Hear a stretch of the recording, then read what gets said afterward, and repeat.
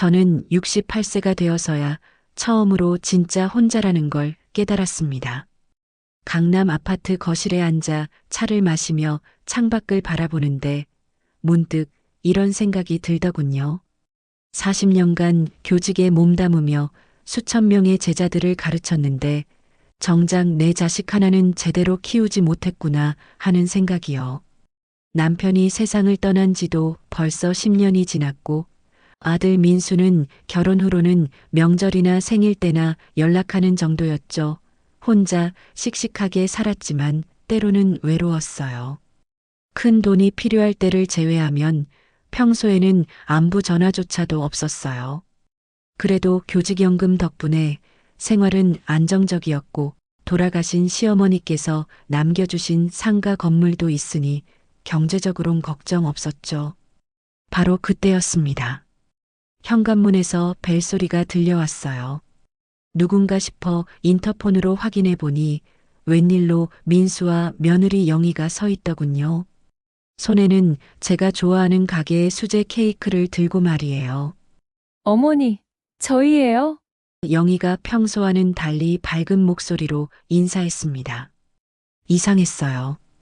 보통 때는 의무적인 안부 인사 정도였는데 오늘은 뭔가 달랐거든요. 민수도 마찬가지였어요.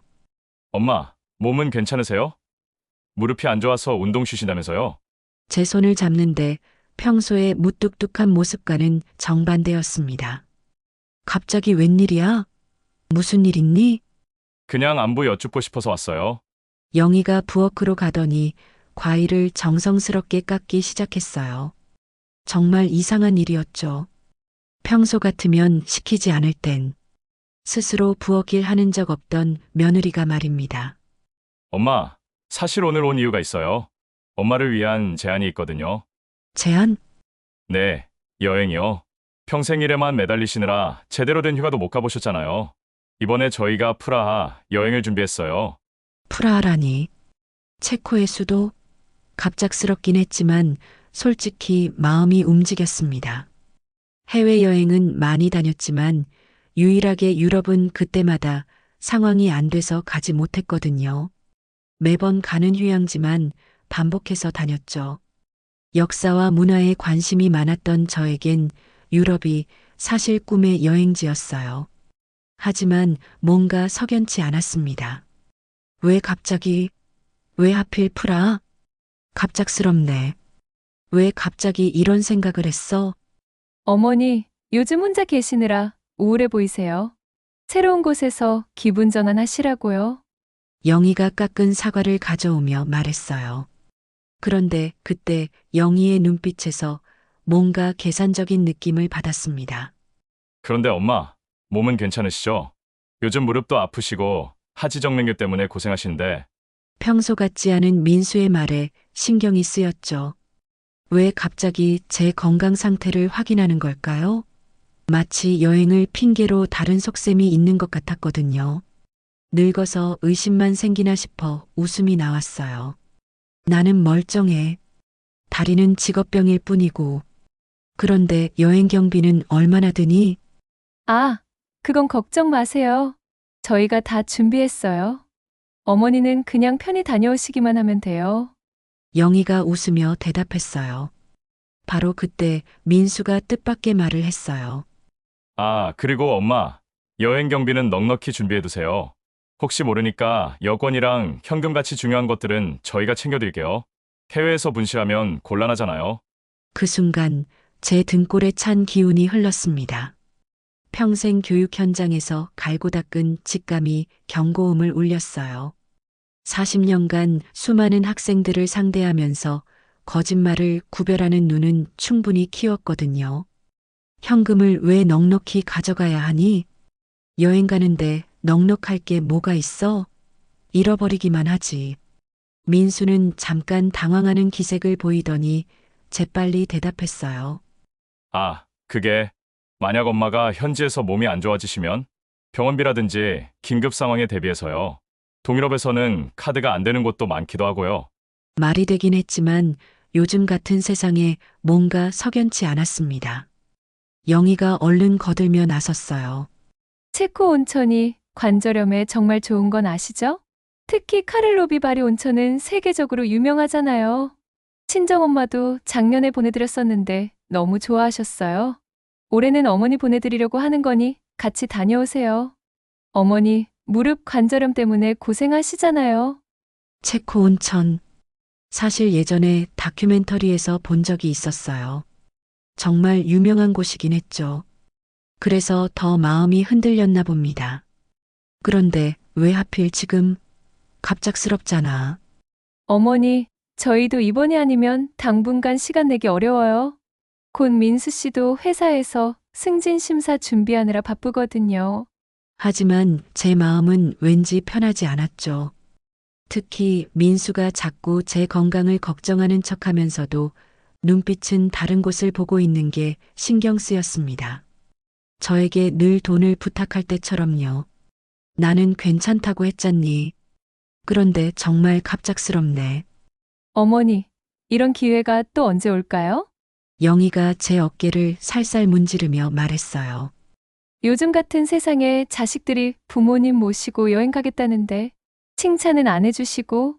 맞는 말이긴 했어요. 하지만 영희의 손길이 왜 이렇게 어색하게 느껴지는 걸까요? 평소에는 제게 관심도 없던 며느리가 말입니다. 그런데 왜 하필 체코지? 일본이나 중국이 더 가깝고 편하지 않니? 비행 시간도 꽤 되는데.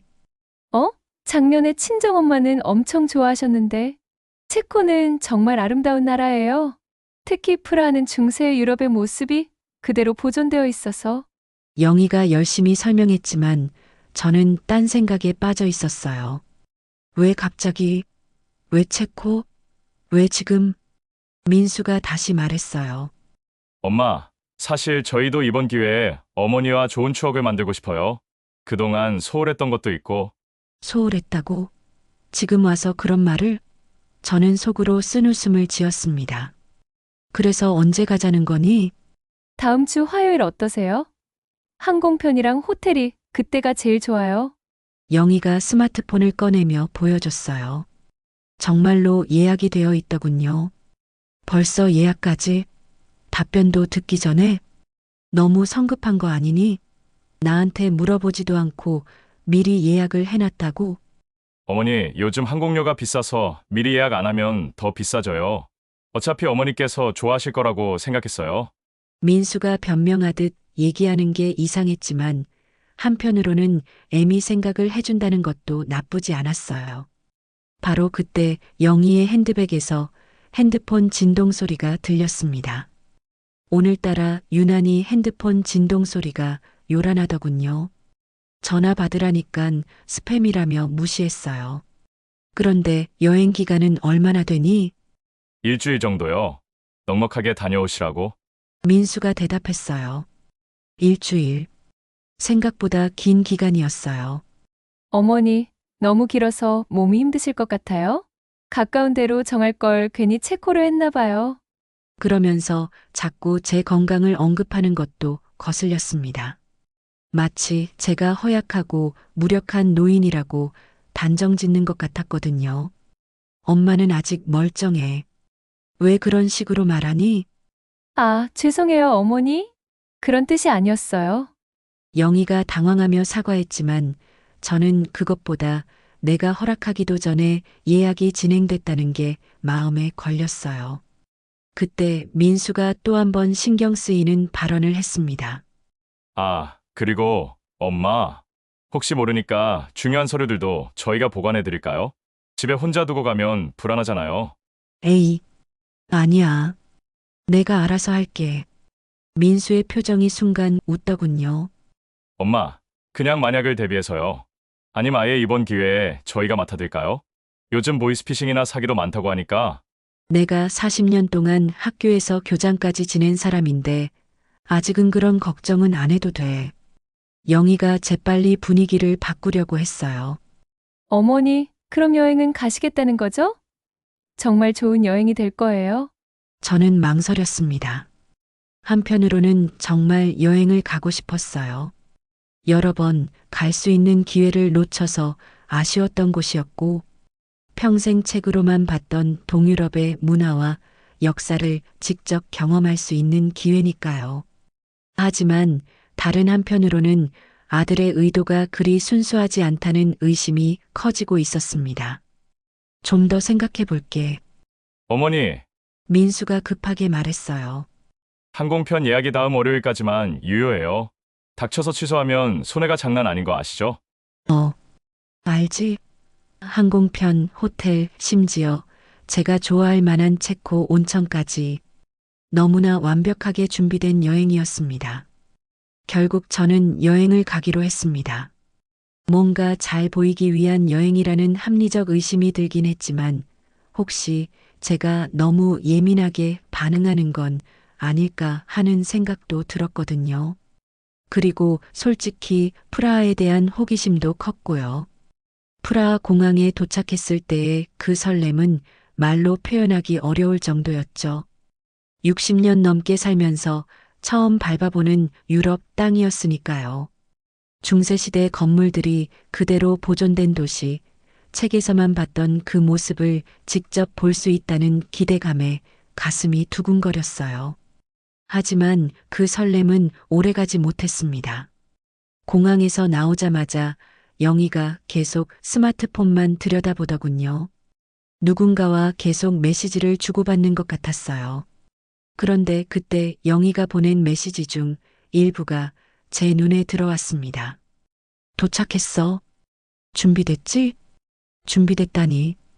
도대체 무슨 준비를 하고 있는 걸까요? 영희야, 누구랑 연락하니? 아, 현지 가이드요. 내일 관광 일정 확인하는 거예요. 영희가 아무렇지도 않은 듯 폰을 주머니에 넣으며 대답했어요. 택시를 타고 호텔로 가는 길, 프라하의 아름다운 풍경이 창밖으로 지나갔습니다. 오렌지색 지붕들과 고풍스러운 건물들을 보면서 잠시나마 체코의 모습에 빠져들었어요. 곧 허름한 호텔에 도착했습니다. 호텔은 유럽의 낡은 분위기가 그대로 묻어났습니다. 거무스름한 고재로 만든 문, 그리고 열쇠로 여는 옛날식 키까지. 하지만 그것보다 더 눈에 들어온 건 아들의 익숙하지 않은 모습이었습니다. 호텔에 도착해서 로비에 앉아 있는데 체크인할 때 민수가 호텔리어와 한참을 얘기하더군요. 들어보니 예약된 방을 억지로 바꿔가면서 가까이에 붙여달라는 거였죠. 제가 괜찮다고 했는데도 끝끝내 바꾸더군요. 원래 그러는 애가 아니었는데요. 엄마, 방은 저희가 옆방으로 잡았어요. 혹시 무슨 일 있으면 바로 올 수 있게. 제 방은 302호, 민수 부부는 301호였어요. 바로 옆방이죠. 두 방을 연결하는 문이 달려있는 커넥팅 룸이었습니다. 방에 들어가서 짐을 정리하는데 민수가 또 그 말을 꺼냈어요. 엄마, 여권과 귀중품은 저희한테 맡기세요. 호텔 금고보다는 저희가 직접 보관하는 게 안전해요. 내가 몇 번 말했니? 내일은 내가 알아서 한다고. 찰나의 순간이었지만 저는 놓치지 않았습니다. 민수의 얼굴에 짜증이 스쳤어요. 평소 제 앞에서는 절대 보여주지 않던 표정이었거든요. 알겠어요. 어머니, 그럼 푹 쉬세요. 내일 아침에 브런치 드시고 관광 나가요. 민수와 영희가 나가고 혼자 남았을 때 저는 방 안을 자세히 둘러봤어요. 뭔가 이상했거든요. 일반적인 관광객용 방치고는 호텔 끝 너무 외진 곳에 있었고 창밖 뷰도 별로 좋지 않았어요. 그때 커넥팅 문틈에서 소리가 들렸습니다. 민수와 영희가 전화 통화하는 소리였어요. 네, 도착했어요. 어머니는 방에 계시고, 네, 내일부터 시작하면 돼요. 시작한다고? 뭘 시작한다는 걸까요? 가이드인가 했습니다. 저는 조용히 문에 귀를 대고 들어봤습니다. 교장 시절 학생들 몰래 상담실 앞에서 듣던 기술이 여기서 도움이 될 줄이야. 걱정 마세요. 어머니께선 여기 계시는 동안 아무것도 모르실 거예요. 영희의 목소리였어요. 아무것도 모른다고? 저를 바보 취급하는 건가요? 서류는 언제쯤 처리될까요? 민수의 목소리가 이어졌어요. 어머니 인감이랑 통장만 있으면, 빠르면 이번 주요? 전화 소리라 잘 안 들렸지만 인감이라는 단어는 분명히 들었어요. 가이드와의 통화가 아니었어요. 예상했던 대로 무슨 일이 벌어지고 있었어요. 그 순간 제 온몸에 전율이 흘렀습니다. 아들이 계속 통장과 도장 얘기를 하길래 여행 갈 때 카드만 있으면 되지 싶어서 알겠다고만 대답했죠. 그리고 분명 제 통장과 인감 도장은 제 방 깊숙한 곳에 넣어두었는데 말이죠. 한참 후 복도에서 발자국 소리가 들렸습니다. 민수와 영희가 나갔다 돌아오는 소리였어요. 저는 재빨리 침대에 누워 잠든 척했습니다. 똑똑똑. 엄마, 주무세요? 민수의 목소리였어요. 저는 대답하지 않았어요. 그러자 문 앞에서 웅성거리는 소리가 들렸습니다. 내일 아침에 다시 얘기해봐. 영희의 목소리였어요. 지금은 너무 피곤해 하시는 것 같아. 아들 며느리가 떠난 후 저는 밤새 잠을 이룰 수 없었어요. 머릿속으로 계속 생각이 돌았습니다. 도대체 무슨 계획이라도 있는 건지 궁금했어요. 긴 비행에 너무 피곤해서 살짝 잠이 들었다가 깨었어요. 새벽녘 창밖으로 프라하의 아름다운 새벽 풍경이 보였어요. 하지만 그 아름다움도 지금의 제게는 위안이 되지 못했습니다. 갑자기 복도에서 발자국 소리가 들렸어요. 이상했어요. 지금이 새벽 4시인데 누가 돌아다니는 걸까요? 가만히 들어보니 한국말 소리가 귀에 들어오더군요. 민수가 누군가와 전화 통화를 하며 복도를 걷고 있었어요. 네, 확실해요. 여기 두고 가면 5년 후에 자동으로. 그 다음 말은 엘리베이터 소리에 묻혀 들리지 않았어요. 5년 후? 무슨 말인지 알 것 같으면서도 확실하지 않았어요. 하지만 분명한 건 좋은 일이 아니라는 것이었습니다. 다음 날 아침 저는 일부러 아무렇지 않은 척했어요. 평생 교사 생활을 하면서 터득한 기술이죠.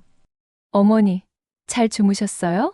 영희가 밝게 인사했지만 제 눈에는 그 미소가 가짜로만 보였어요. 응, 잘 잤다.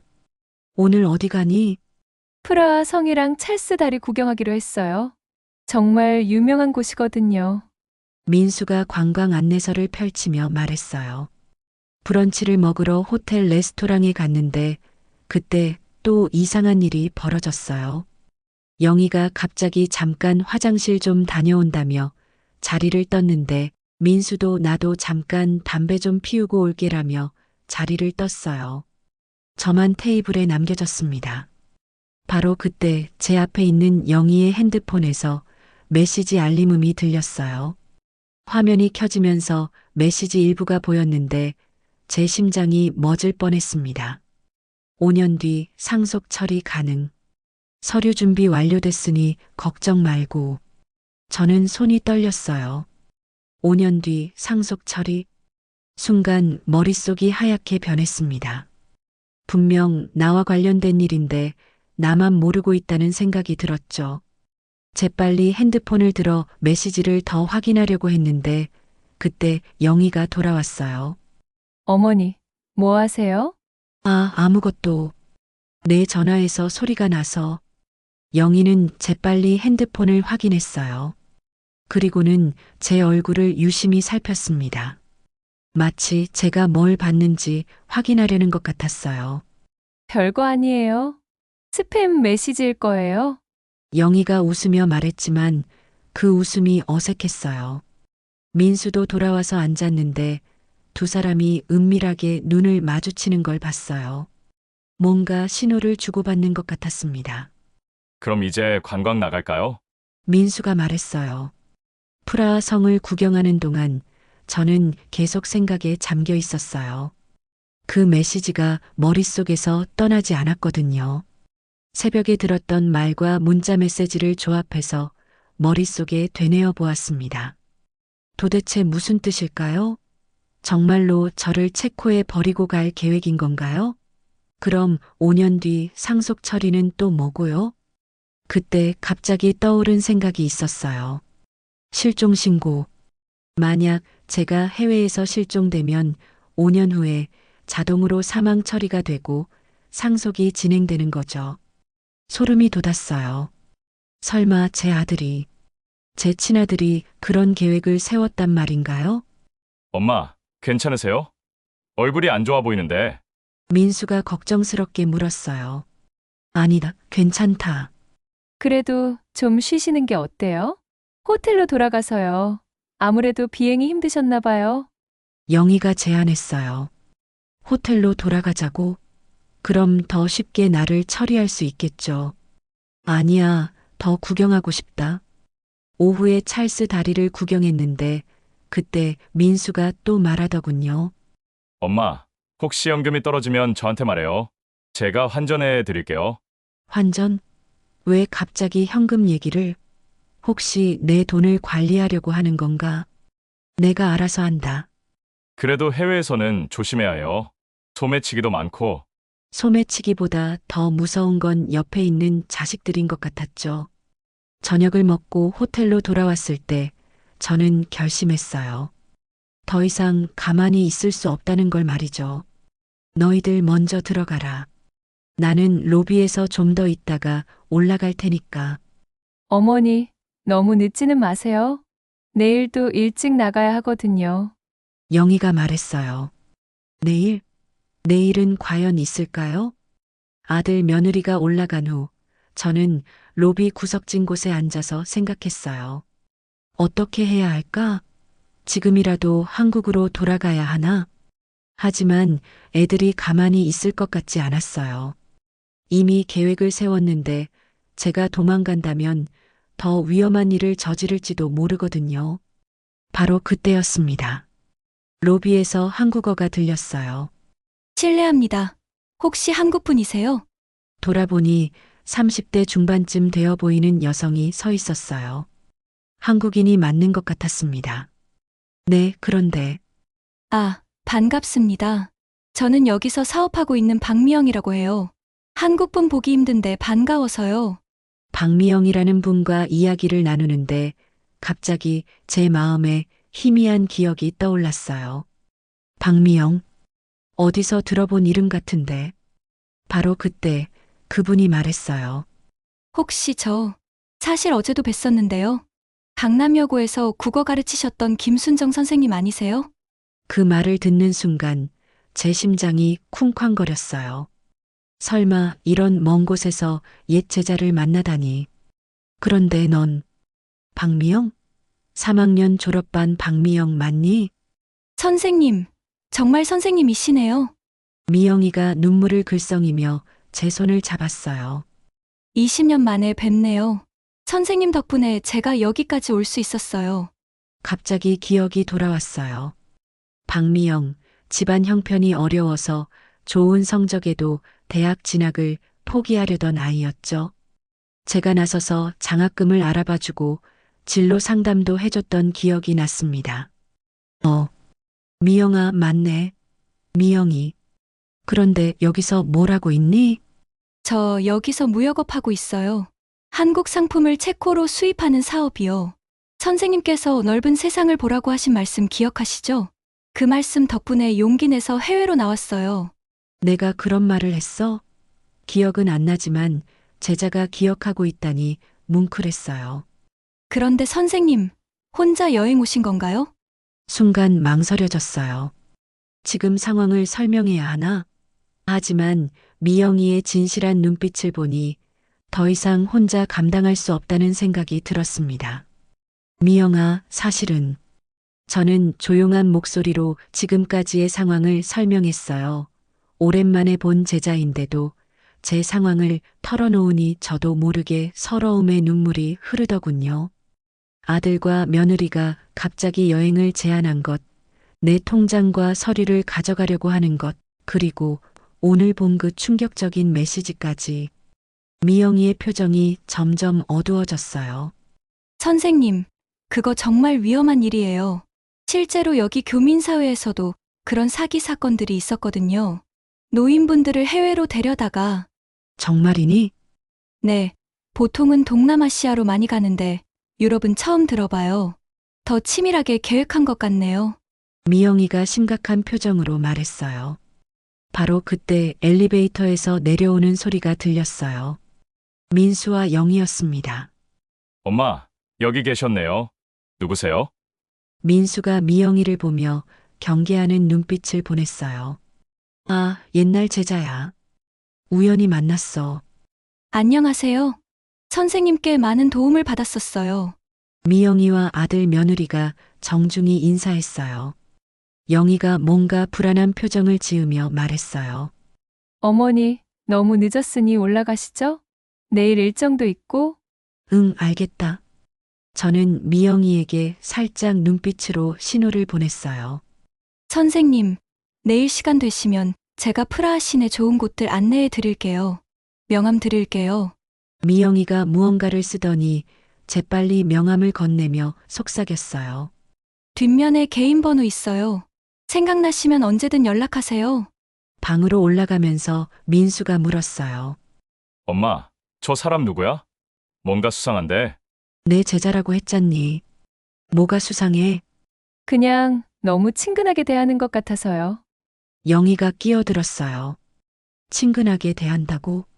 20년 전 내 제자인데 당연한 거 아니니? 오히려 아들 며느리의 반응이 더 수상했어요. 방에 들어가서 문을 잠그고 나서 저는 미영이가 준 명함을 자세히 봤어요. 뒷면에 작은 글씨로 이렇게 적혀 있었습니다. 선생님 위험하시면 즉시 연락하세요. 24시간 연락 가능합니다. 그 글을 보는 순간 처음으로 이 답답한 상황에서 희망이 보이는 것 같았어요. 밤 11시쯤 복도에서 또 수상한 소리가 들렸어요. 민수가 누군가와 전화 통화하는 소리 같았죠.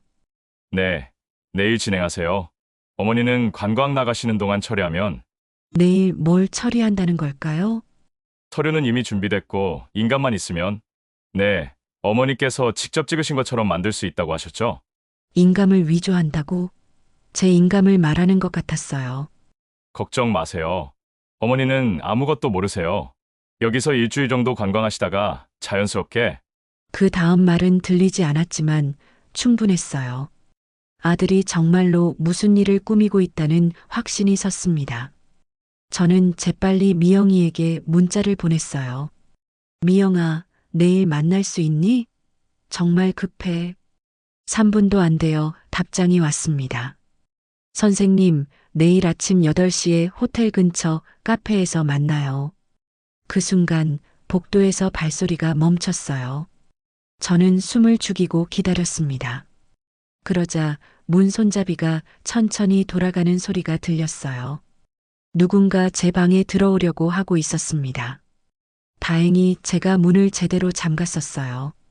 손잡이만 돌아갔을 뿐 문은 열리지 않았습니다. 복도에서 작은 소리가 나더니 발소리가 멀어졌어요. 새벽까지 한숨도 못 잤습니다. 친아들이 정말로 나를 해치려고 한다니 믿고 싶지 않았지만 현실이었어요. 다음 날 아침 7시 30분, 저는 조용히 방을 나섰어요. 옆방은 아직 자고 있는 것 같았습니다. 미영이가 알려준 카페는 호텔에서 걸어서 10분 거리에 있었어요. 프라하의 아침 공기가 차가웠지만 오히려 정신이 맑아지는 기분이었습니다. 선생님, 미영이가 이미 와서 기다리고 있었어요. 일단 앉으세요. 제가 어젯밤에 알아본 게 있어요. 뭘 알아봤니? 아드님이 어제 저녁 룸에서 한국으로 국제전화를 여러 번 했대요. 호텔 직원이 알려줬어요. 여기는 저희 회사 지정호텔이라 간단한 정보는 알 수 있어요. 그런데 어디로 걸었는지는 아쉽게도 알 수가 없어요. 그리고 대사관에 연락하다 알게 되었는데요. 오늘 오전에 한국 변호사가 체코 대사관으로 서류를 보낼 예정이래요. 아무래도 아드님 관련 일 같은 느낌이 들어요. 서류를? 네. 아마 선생님 명의로 된 위임장이나 재산 관련 서류일 거예요. 여기서 공증을 받으려고 하는 거 아닐까요? 제 머릿속이 하얘졌어요. 정말로 제가 모르는 사이에 재산을 처리하려고 한다니. 미영아, 어떻게 하면 좋겠니? 일단 선생님께서 직접 체코 대사관에 연락해서 그 서류 처리를 중단시켜야 해요. 그리고 한국 변호사에게도 연락하셔서 모든 재산을 동결시키세요. 그런데 내가 여기서 어떻게 해? 제가 도와드릴게요. 저희 회사 고문 변호사도 있고 교민 회장님도 제가 잘 알아요. 모두 다 도와주실 거예요. 미영이의 말에 조금 안심이 되었어요. 하지만 민수가 제가 없어진 걸 알면 어떻게 될까 걱정되었습니다. 먼저 체코 대사관부터 연락해 보세요. 미영이가 자신의 핸드폰을 건네며 말했어요. 체코 대사관에 연락하니 정말로 한국에서 제 앞으로 서류가 와 있다고 하더군요. 그 서류는 제가 치매 초기 증세로 인해 아들에게 모든 재산 관리를 위임한다는 내용이었어요. 치매라니, 제가 언제 치매 검사를 받았다는 건가요? 그 서류는 위조입니다. 저는 치매가 아니에요. 제가 영어로 설명했지만 대사관 직원은 의심스러워했어요. 그때 미영이가 나서서 체코어로 상황을 설명해 줬어요. 다행히 서류 처리는 일시 중단되었습니다. 이제 한국 변호사님께 연락하세요. 미영이가 말했어요. 한국에 있는 제 담당 변호사에게 연락했을 때 더 충격적인 사실을 알게 되었어요. 며칠 전 아드님께서 오셔서 선생님 명의로 건물의 대출을 신청하셨어요. 그리고 교직연금 수급권도 아드님 앞으로 변경하는 서류가 제출되었고요. 뭐라고요? 내가 그런 서류에 도장을 찍은 적이 없는데요. 그런데 인감증명서랑 서류에 찍힌 도장이 정확히 일치해서 혹시 기억이 안 나시는 건 아니세요? 기억이 안 난다고요? 아들이 정말로 치밀하게 계획했다는 걸 느꼈어요. 작년에 무릎이 너무 불편할 때 대출 관련 서류 때문에 심부름을 시켰는데 아마 그때부터였나 봅니다. 변호사님, 제가 지금 체코에 있는 건 맞지만 그 서류들은 모두 위조예요. 즉시 모든 처리를 중단하고 제 재산을 동결해 주세요. 하지만 선생님, 이미 처리가 진행되어서 최소 일주일은 걸릴 것 같습니다. 일주일이면 너무 늦어요. 이미 많은 피해가 생길 수 있거든요. 그럼 경찰에 신고하겠어요. 이건 명백한 사기예요. 바로 그때 미영이가 제 팔을 잡았어요. 호텔 방향을 가리키며 속삭였습니다. 선생님, 저기 봐요. 멀리서 민수와 영희가 허겁지겁 뛰어오고 있었어요. 제가 없어진 걸 안 모양입니다. 미영아, 어떻게 하지? 일단 여기서 나가야 해요. 제 차가 저기 있어요. 미영이가 제 손을 잡고 카페 뒷문으로 안내했어요. 마침 그때 민수와 영희가 카페 앞에 도착했지만 저희는 이미 뒷문으로 빠져나간 후였습니다. 선생님, 제 아파트로 가시죠. 일단 안전한 곳에서 모든 걸 정리해야 해요. 미영이의 아파트로 가면서 저는 한국에 있는 모든 지인들에게 연락했어요. 은행, 교직연금공단, 그리고 제가 아는 다른 변호사들까지.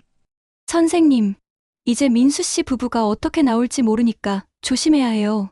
미영이가 걱정스럽게 말했어요. 바로 그때 제 핸드폰이 울렸어요. 민수였습니다.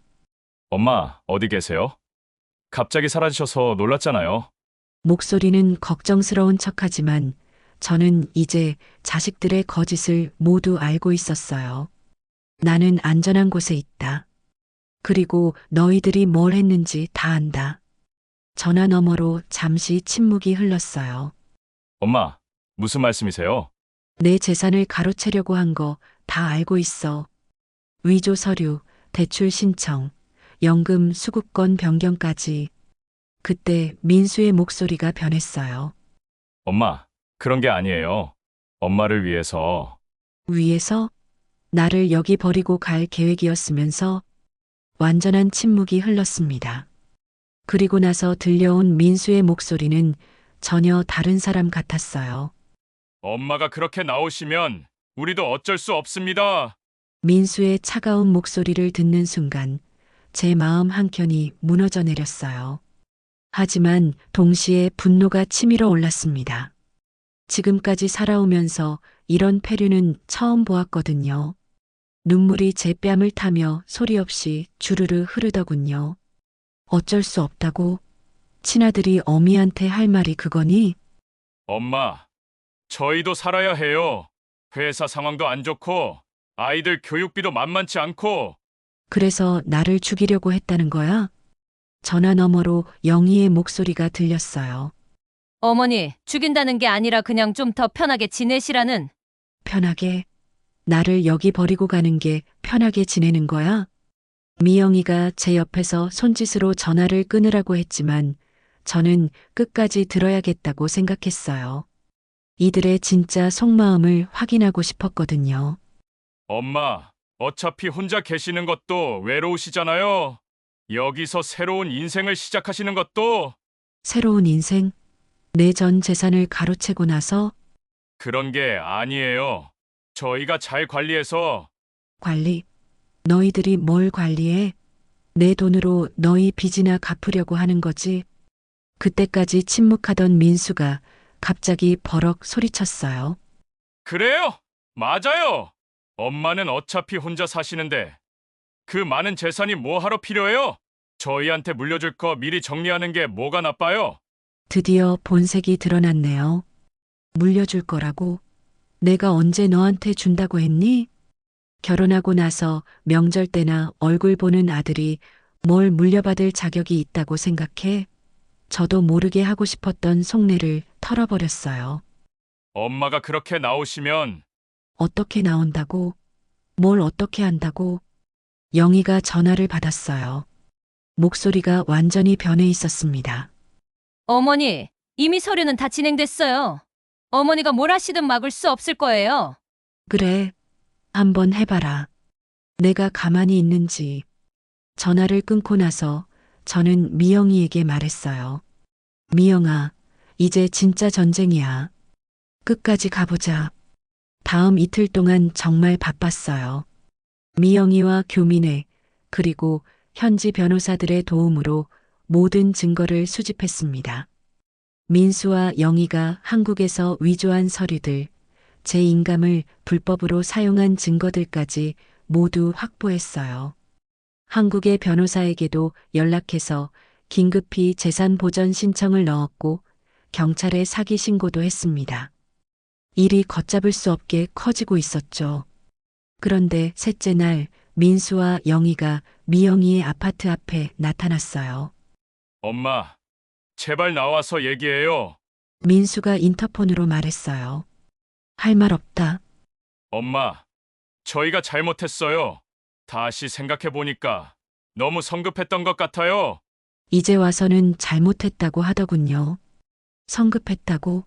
치밀하게 계획한 게 성급한 거야? 미영이가 제 옆에서 속삭였어요. 선생님, 아들과 만나시면 위험해요. 이미 모든 계획이 틀어졌으니까 더 무서운 일을 저지를 수도 있어요. 맞는 말이었어요. 하지만 저는 마지막으로 아들과 정면 대결을 하고 싶었습니다. 미영아, 괜찮다. 너도 함께 있어주고 녹음도 해놔. 아파트 로비에서 만났을 때 민수와 영희의 모습이 완전히 달라져 있었어요. 머리는 헝클어져 있고 얼굴은 초췌해져 있었습니다. 엄마, 제발 용서해 주세요. 저희가 미쳤던 거예요. 민수가 무릎을 꿇었어요. 용서? 내가 나한테 용서를 구한다고? 저희도 어쩔 수 없었어요. 영희 사업이 부도 날 뻔해서 빚도 너무 많고 저도 회사에서 어떻게 될지 모르는 상황이라 그랬어요. 영희도 울더군요. 그러더니 이미 끝났다는 듯이 민수가 얘기했죠. 엄마, 그런데 이미 늦었어요. 서류는 다 처리됐고 엄마가 뭘 해도 늦었다고? 한번 보자. 저는 미영이에게 눈짓했어요. 미영이가 봉투에서 서류를 꺼냈습니다. 이게 뭔지 아니? 한국 경찰서에서 발급받은 너희들 사기 혐의 고발장이야. 그리고 이건 은행에서 받은 대출 신청 취소 확인서고. 민수와 영희의 얼굴이 하얘졌어요. 그리고 이건 뭔지 아니? 교직연금공단에서 받은 수급권 변경 취소 통보서야. 모든 게 원상복구됐어. 엄마, 그럴 수는 없어요. 분명히 없다고? 내가 누군 줄 아니? 내 눈엔 아무리 늙고 힘없어 보여도 직장 생활을 40년이나 한 사람이 너희들한테 당할 줄 알았어? 그제서야 아들 며느리는 제대로 된 상황을 파악한 것 같았어요.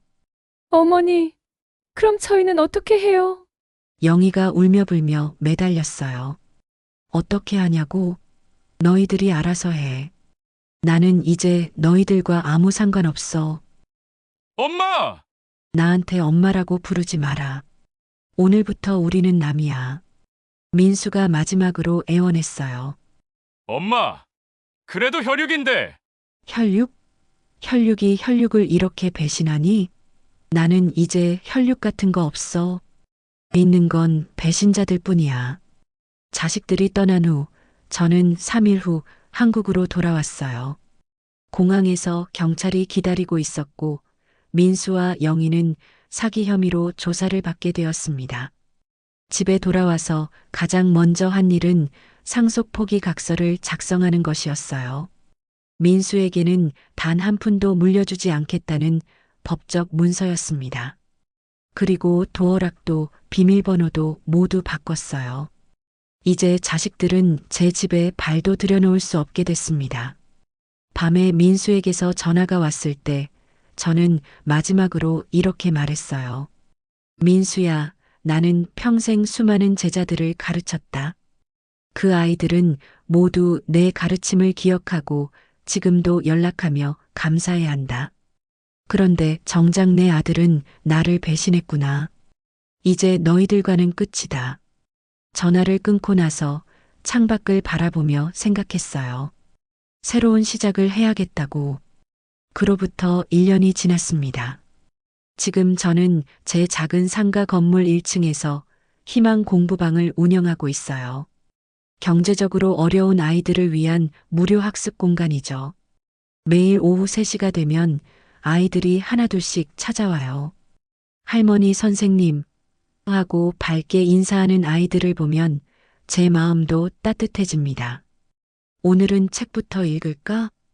아이들의 대답 소리가 예전 교실에서 듣던 그것과 똑같아요.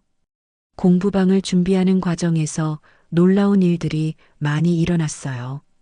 제가 가르쳤던 옛 제자들이 하나둘씩 연락을 해온 거예요. 첫 번째로 연락해온 건 현재 대학 교수가 된 제자였어요. 매주 토요일마다 와서 아이들에게 수학을 가르쳐 주고 있습니다. 어려운 여건에서 공부도 못하고 방치되었던 아이들도 자신의 성적이 쑥쑥 올라가는 것을 보더니 성취감을 느끼며 열심히 합니다. 그리고 가장 감동적이었던 건 체코의 미영이가 한 달에 한 번씩 화상통화로 아이들에게 영어도 가르쳐주고 체코 일상을 알려주고 있다는 거예요. 그리고 의사가 된 제자는 직접 와서 검진도 해주고 갑니다. 우와, 할머니 학생들은 다 대단한 사람이 되는구나. 아이들의 순수한 감탄을 들으면서 저는 새삼 깨달았어요. 진짜 가족은 혈연이 아니라 마음으로 맺어지는 거구나. 민수에 대한 소식도 간간히 들려와요. 사기 혐의로 기소되어 집행유예를 받았고 영희와는 이혼했다고 하더군요. 지금은 작은 회사에 다니며 근근히 살고 있다고 해요. 가끔 제자들이 선생님, 아드님은 어떻게 지내세요? 라고 물을 때가 있어요. 그럼 저는 이렇게 대답합니다. 나한테는 아들이 없어. 대신 수천 명의 제자들이 내 진짜 자식들이야. 그러면서 언젠가는 민수도 자식 대열에 낄 날이 올 거라는 희망을 살짝 품습니다. 저도 애미니깐요. 제자들은 얼른 제 표정을 읽으며 선생님이 저희의 진짜 어머니세요라고 말해줘요. 그럴 때마다 눈물이 핑 돌지만 가슴 아픈 행복한 눈물이에요. 저는 아이들의 맑은 웃음소리를 들으며 생각해요. 70세부터 내 인생은 진짜 새 학기가 시작된 것과 같다고. 과거의 배신과 아픔은 이제 추억 속 한 페이지가 되었어요. 그 대신 매일매일이 새로운 희망과 기쁨으로 가득합니다. 제자들이 가끔 물어봐요. 선생님, 후회 안 하세요? 그럼 저는 이렇게 대답해요. 후회? 전혀. 오히려 그 일이 있었기 때문에 서로 지금의 진짜 행복을 찾을 수 있었어. 진짜 가족에 대한 생각도 해보게 됐고, 창밖 하늘이 더욱 파래 보입니다. 오늘도 아이들과 함께 만들어갈 새로운 이야기가 기다리고 있어요. 그리고 저는 확신해요. 이 길이 제가 선택할 수 있는 최고의 길이라는 것을요.